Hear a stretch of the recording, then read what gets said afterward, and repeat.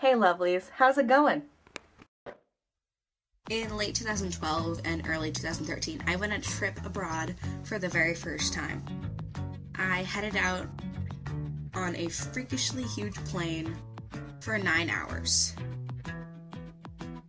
I was heading from Seattle, Washington, all the way to Edinburgh, Scotland, by myself.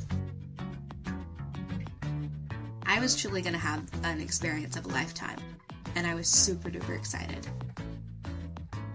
I think that I loved her for over a year. As you can tell, super excited. On the 9 hours, it was truly amazing to see the true beauty that we live on, and exactly what I went over just to get to my destination.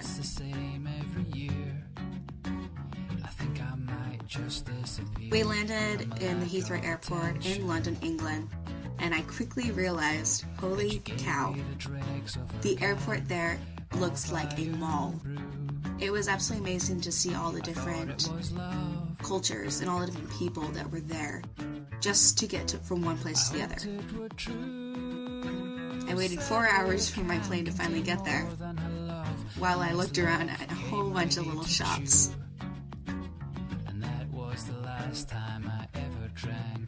Then I headed from London, England, at the Heathrow Airport, to Edinburgh, Scotland, and I could not wait for what was about to happen. We got there super late, but by the time I got there, which I was really happy about, I met up with my friend Alex, whom I was staying with. We went to a little carnival and tried on some funny hats, even one that I tried on.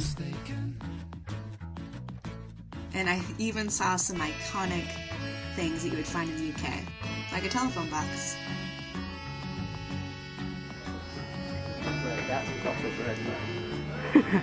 See what I mean? Yeah. It's like as big as my head. It's bigger than your head.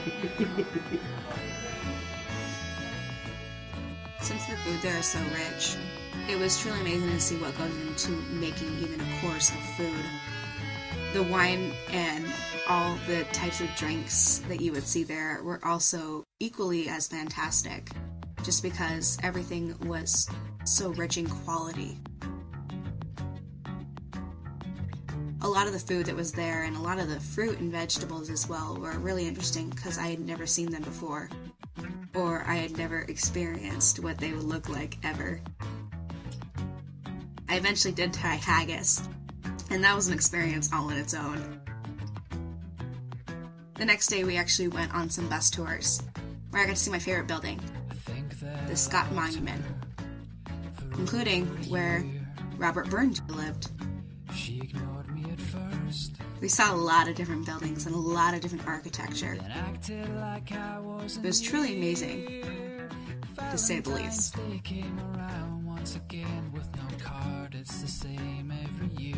And I gotta say, the view from the double-decker bus couldn't have been better.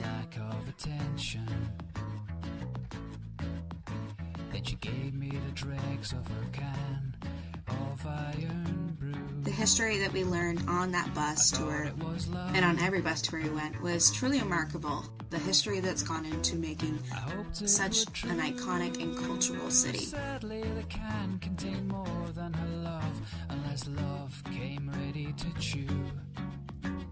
And that was the last time I ever drank iron brew. One of the cultural icons is this up here on the hill, which is the Edinburgh Castle, which we later on visited. Sadly mistaken. If you think love returns love, you're sadly mistaken. We also saw many shops that had tons of tartan, or plaid as we say in the US.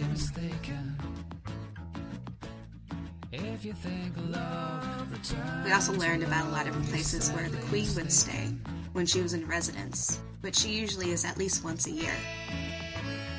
Or even where she went to church, which is right there.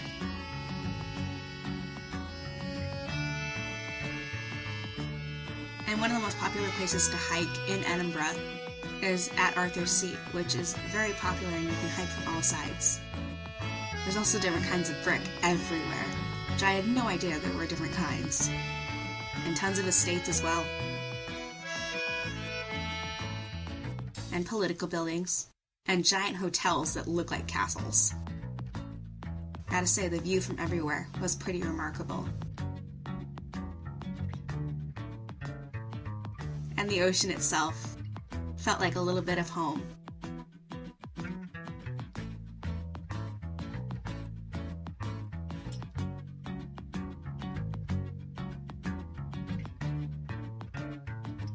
The bus tours were pretty fun, and pretty historically interesting, for me at least. Later on, we actually tried a different tour. We went to see the Royal Yacht Britannia, which was named by the Queen. We followed a timeline of pictures and history of the royal family, and everything you see here and on the ship itself are all on loan from the Queen. Just disappear from a lack of attention. We went on a self-guided tour, and I gotta say, the view was beautiful. And of course, I had to act like a crazy person at least once while here.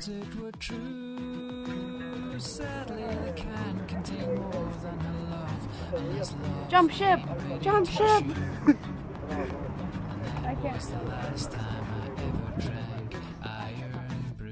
Of course, jumping ship isn't reasonable. I saw tons of pictures as well of all the crew and the captains.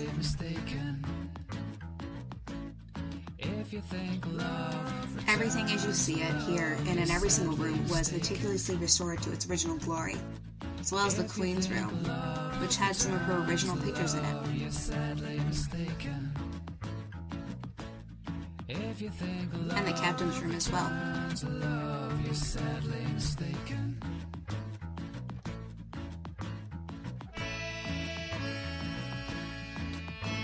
We even tried on some funny hats, and I gotta say, I'd make a good military person. We saw tons of pictures of the royal family as well, from when the ship was first commissioned, and it's amazing to see them now versus then.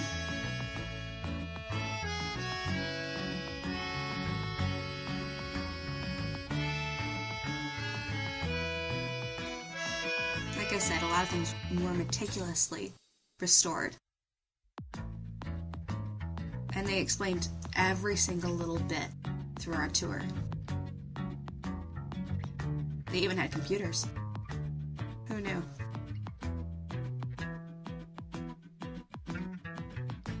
Even the engine room looked like it was brand new. It was amazing to see the inner workings. Later on, we actually went on a Ghosts and Ghouls tour, which went underneath the city, and they told us some ghost stories. Our tour guide said the most important thing, other than the executions and knowing how they happened, was knowing his name. His name was Craig. All in all, this was a pretty great start to an amazing adventure for that week. Click the link and you'll be able to see part 2 of my trip in Scotland. And you'll be able to follow me as I underwent this amazing adventure. If you have any questions, be sure to ask them down in the comments, and I'll answer them.